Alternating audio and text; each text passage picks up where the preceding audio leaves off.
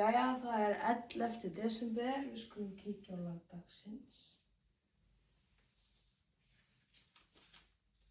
Það er lagið Jólasveinninn kemur í kvöld, en það er nú satt að því að Stekkjarstaur, fyrsti jólasveinninn, hann kemur einmitt í kvöld. Og já, hérna er lagið Jólasveinninn kemur í kvöld.